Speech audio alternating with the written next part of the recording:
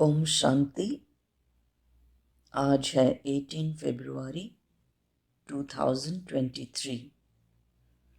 आइए सुनते हैं मीठे परमपिता शिव परमात्मा के मधुर अनमोल महावाक्य।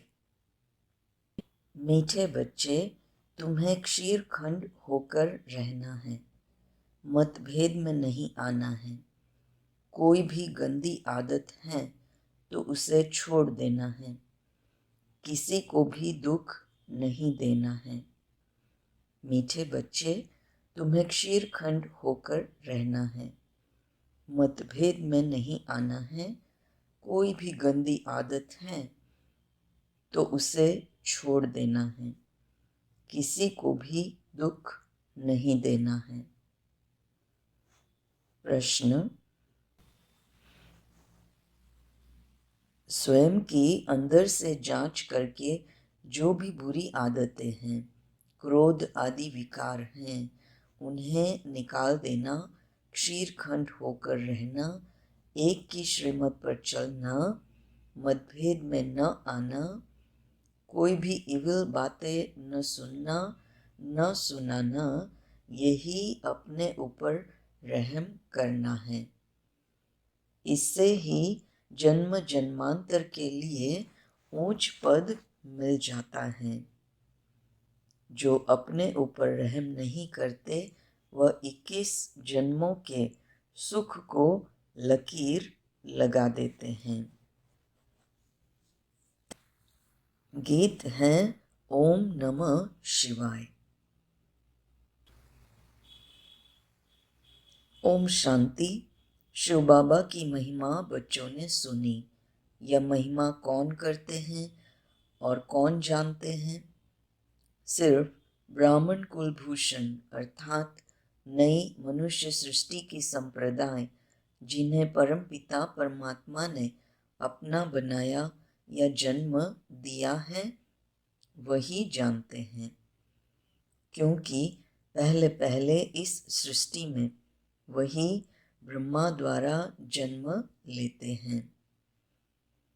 जैसे तुमने पहले पहले जन्म लिया है परमपिता परमात्मा से, तो वह है सभी का सहायक, सारी दुनिया का सहायक, सभी दुख दूर करने वाला है। मनुष्य बहुत दुखी हैं क्योंकि अभी है कलयुग का अंत, तो सभी का सहायक बनते हैं। फिर भी अक्षर है ना, आम और खास, तो खास भारत का है, उनमें भी खास जो बहुत जन्मों के अंत के जन्म में आकर मिलते हैं, अर्थात जो पहले पहले सृष्टि पर आते हैं। तुम बच्चे जानते हो तो कैसे सबका सहायक आकर बनते हैं। भगत भगवान को याद करते हैं परंतु भगवान को जानते नहीं हैं। जब भगवान को ही नहीं जानते हैं तो भगवान जो नई ब्राह्मण मुख वंशावली रचते हैं उनको भी नहीं जानते। परमपिता परमात्मा आकर पहले पहले ब्राह्मण संप्रदाय रचते हैं। यह कोई को पता ही नहीं। आदि सनातन देवी देवता धर्म तो है सतयुग में, बाकी संगम युग को भूल गए हैं। क्योंकि गीता के भगवान को ही द्वापर में ले गए हैं। सतयुग के आदि और कलयुग के अंत के संगम का किसी को पता नहीं है।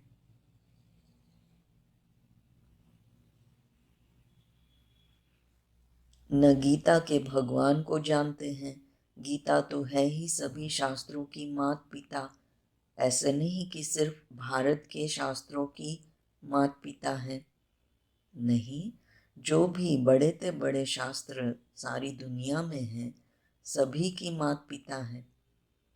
भगवान वाच, मैं तुमको फिर से सहज राजयोग सिखाता हूँ, जिसको फिर गीता नाम दिया है।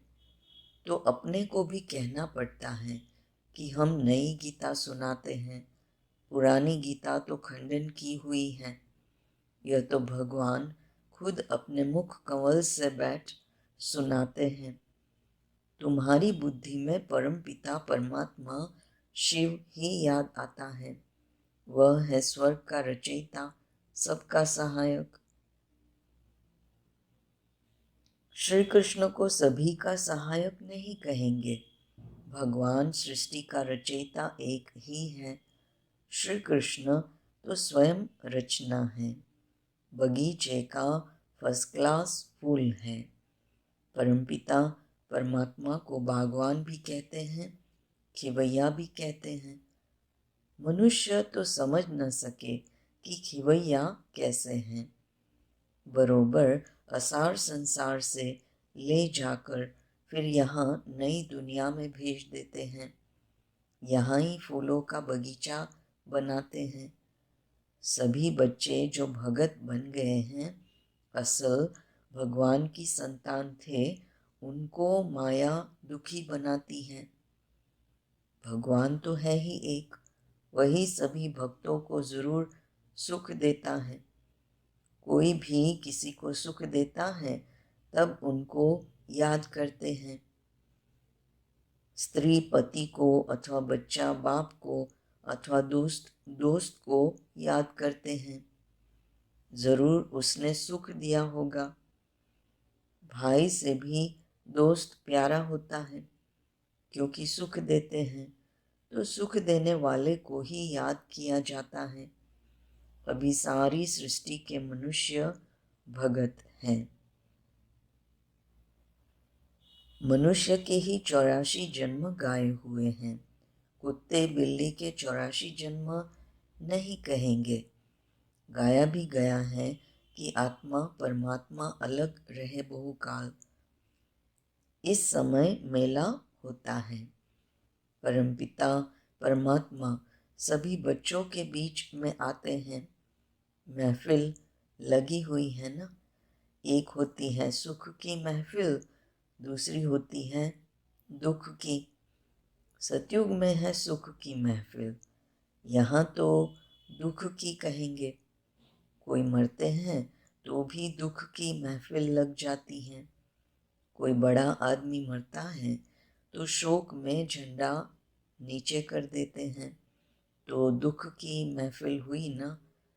भगत बहुत दुखी होते हैं तो भगवान को याद करते हैं, परंतु उनको जानते बिल्कुल नहीं। कहते भी हैं उसने पैदा किया, आखिर भी उनको जानेंगे या नहीं। अंत में गायन करते हैं, हे भगवान तेरी लीला अपरम अपार है। महिमा गाई हुई है। तुम जानते हो, बाप नहीं होता तो सृष्टि चक्र का राज कौन समझाता, कौन हमको चक्रवर्ती बनाता। अब संगम पर तुम सदा के लिए दुख से छूटने का प्रयत्न कर रहे हो। संगम युग कोई बड़ा नहीं है, अपना यह नया जन्म है। यह छोटा सा युग है हम बच्चों के पुरुषार्थ के लिए। बड़ा इम्तिहान है। इनकी सब्जेक्ट सभी इम्तिहानों से न्यारी है। 5 विकारों पर जीत पानी है। बहुत मनुष्य कहते हैं पवित्र रहना तो असंभव है। गृहस्थ व्यवहार में रहते हुए माया को जीतना तो बड़ा मुश्किल है। समझते हैं ऐसा उस्ताद तो मिल न सके। सन्यासी भी घर बार छोड़ने बिगड़ पवित्र रह नहीं सकते। तो बाप इस माया पर जीत पाने की युक्ति बताते हैं, जैसे कल पहले भी सिखाई थी। जब बाबा सिखाते हैं तब हम भगत से ज्ञानी बनते हैं। इसको ही भारत का प्राचीन ज्ञान और योग कहा जाता है। इसको दुनिया में कोई भी नहीं जानते। बाप समझाते हैं यह ज्ञान प्रायलोप हो जाता है और यह देवता धर्म भी लोप हो जाता है। ड्रामा में ही ऐसा है। जब प्रायलोप हो जाए, सृष्टि दुखी हो, तब तो भगवान आकर फिर से स्थापन करे। यह भी कोई को पता नहीं कि कलयुग की आयु कब पूरी होती है। तुम ही बाप को इस ड्रामा के आदि मध्य अंत को जानते हो। देखने में कितने साधारण हो, कुब्जाएं, अहल्याएं, परंतु नॉलेज कितनी ऊंची है। अपने सारे 84 जन्मों के चक्र को तुम जानती हो। थोड़ा भी कोई याद करे तो भी अच्छा, परंतु कोई प्रश्न पूछे और उत्तर देना न आए तो बोलना चाहिए कि हम अभी पढ़ रहे हैं, हमसे बहुत तीखे हैं, वह आपको अच्छी रीति समझा सकेंगे। अपना अहंकार नहीं रखना चाहिए, कह देना चाहिए हमारी बड़ी बहन जी बहुत तीखी हैं, आप फिर कोई समय आना तो वह समझाएंगी। समझो कोई ऐसा प्रश्न निकलता है तो तीखी भी उसका उत्तर नहीं दे सकती तो बोलना चाहिए हम सब पढ़ रहे हैं, अंत तक पढ़ते रहेंगे, गुह्य से गुह्य नॉलेज सुनते रहेंगे। यह पॉइंट अभी हमको समझाई नहीं गई है। यह तो ज़रूर है, इतना समय जो पढ़ा है तो ज़रूर अर्जुन गुह्य पॉइंट रही हुई है जो सुनाते रहेंगे। स्कूल में भी धीरे धीरे पढ़ाया जाता है, ऐसे थोड़ी एक ही दिन में सारी नॉलेज मिल जाती है। वैसे यहाँ भी पढ़ाई में, योग लगाने में, आप समान बनाने में समय लगता है। बाप दिन प्रतिदिन सहज कर समझाते हैं, भगवान एक हैं, उनको ही सब याद करते हैं।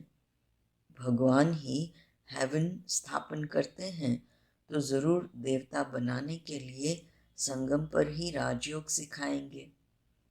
तो मैनर्स भी ऐसे चाहिए। जब पाप खत्म हो तब तो विजय माला का दाना बने, टाइम लगता है। यह है सुहावना संगम का मेला। समझाना है सारी दुनिया के मनुष्य भगत हैं, साधना करते हैं भगवान के लिए कि वह परमात्मा आकर सभी को वापिस ले जाए, मुक्ति जीवन मुक्ति का ज्ञान दे देवे, देवता धर्म की स्थापना करे। सन्यासी तो समझते हैं सुख काग विष्ठा समान है, सो तो जरूर इस दुनिया का सुख ऐसा है, परंतु क्या भारत में कभी सुख नहीं था? सन्यासी तो पसंद करते हैं मुक्ति को, वह कभी जीवन मुक्ति का ज्ञान दे न सके। भगवान को ही आकर राजयोग सिखाना है, सन्यासियों को नहीं सिखाना है, क्योंकि वह कोई आदि सनातन देवी देवता धर्म स्थापन नहीं करते हैं। अभी सब कहते भी हैं कि एक मत हो, परंतु इस दुनिया में तो एक मत हो न सके, अथाह मतें हैं। मात पिता, भाई बहन, काका मामा आदि सभी अनेक मत देने वाले हैं। अब उन पर नहीं चलना है, एक की ही श्रीमत पर चलना है। भगवान आकर एक श्रीमत देते हैं तो फिर एक मत की राजधानी हो जाती है। देवी देवताएं सदैव क्षीर खंड रहते हैं, यहाँ तो बहुत लड़ते झगड़ते रहते हैं। शास्त्रों में भी है कि कौरव पांडव दिन में लड़ते थे, रात को क्षीर खंड हो जाते थे। यहाँ भी बच्चे समझते हैं कि हमारे में क्रोध का अंश आ गया, बाबा हम आपसे माफ़ी मांगते हैं। तो तुमको भी देखना चाहिए, सारे दिन में किसी को दुख तो नहीं दिया, किसी से मतभेद में तो नहीं आए, किसी से इविल तो नहीं बोला जिससे कोई को दुख हुआ हो। इविल तो कभी नहीं सुनना चाहिए। ऐसा कुछ देखा सुना तो बाप को बतलाना चाहिए, बाप ही बच्चों को सब समझाते हैं, नहीं तो आदत पक्की हो जाए। कोई में कोई भी गंदी आदत है तो छोड़ देना चाहिए, नहीं तो पद भ्रष्ट हो पड़ेंगे। बादशाही के आगे प्रजा के नौकर चाकर गरीब ही कहेंगे ना। यह मजदूर लोग क्या है, वहाँ भी मकान बनाने वाले तो होंगे ना। तो बाप समझाते हैं कभी लून पानी नहीं होना चाहिए। क्रोध करना बहुत बुरा है। क्रोध करना बहुत बुरा है। जन्म जन्मांतर के लिए सुख को लकीर लग जाती है। अपने ऊपर रहम करते रहो। ज्ञान मार्ग में मैनर्स बहुत अच्छे चाहिए। 5 भूतों को भगाते रहो। बाप श्रीमत देते हैं और क्या करेंगे। बहुत लिखते भी हैं कि बाबा हमारा क्रोध छूट गया है, बीड़ी पीना आदि गंदी आदतें छूट गई हैं। तो गोया अपने ऊपर रहम किया ना। अब हेवनली गॉड फादर स्वर्ग का पद प्राप्त कराने हमको पढ़ा रहे हैं। ऐसा बुद्धि में आता है। यह नशा रहना चाहिए। जितना याद करेंगे उतनी खुशी रहेंगी। भल भगवान को सभी तो नहीं जानते, परंतु न जानते भी कल्याण तो सभी का होना है। सभी को यह पता पड़ जाए कि भगवान आए हैं तो यहाँ भीड़ मच जाए। चींटियों मिसल आकर इकट्ठे हो, मिल भी ना सके। इसलिए बड़ा कायदे से यह ड्रामा बना हुआ है। अच्छा, मीठे मीठे सिक्की लद्दे बच्चों प्रति माता पिता बाप दादा का याद प्यार और गुड मॉर्निंग। रूहानी बाप की रूहानी बच्चों को नमस्ते। हम रूहानी बच्चों की रूहानी माता पिता बाप दादा को याद प्यार, गुड मॉर्निंग और नमस्ते। धारणा के लिए मुख्य सार। पहली पॉइंट, ज्ञान और योग सीखकर भगत से ज्ञानी तू आत्मा बनना है। गृहस्थ व्यवहार में रहते माया को जीतना है। पवित्र जरूर बनना है। दूसरी पॉइंट, ज्ञान मार्ग में बहुत अच्छे मैनर्स धारण करने हैं। बहुत बहुत मीठा निरअहंकारी बनना है। इविल बातें नहीं बोलनी है। मतभेद में नहीं आना है। वरदान, समेटने की शक्ति द्वारा पेटी बिस्तरा बंद करने वाले समय पर एवर रेडी भव। समेटने की शक्ति द्वारा पेटी बिस्तरा बंद करने वाले समय पर एवर रेडी भव। एवर रेडी उसे कहा जाता जो समेटने की शक्ति द्वारा देह के संबंध, पदार्थ, संस्कार सबका पेटी बिस्तरा बंद करके तैयार हो। इसलिए चित्रों में भी समेटने की शक्ति को पेटी बिस्तरा पैक किया हुआ दिखाते हैं। संकल्प भी न आए कि अभी यह करना है, यह बनना है, अभी यह रह गया है। सेकंड में तैयार, समय का बुलावा हुआ और एवर रेडी। कोई भी संबंध व पदार्थ याद न आए। श्लोगन, परमात्मा के गुणों और शक्तियों को स्वयं में धारण करना ही महान तपस्या है। परमात्मा के गुणों और शक्तियों को स्वयं में धारण करना ही महान तपस्या है। ओम शांति।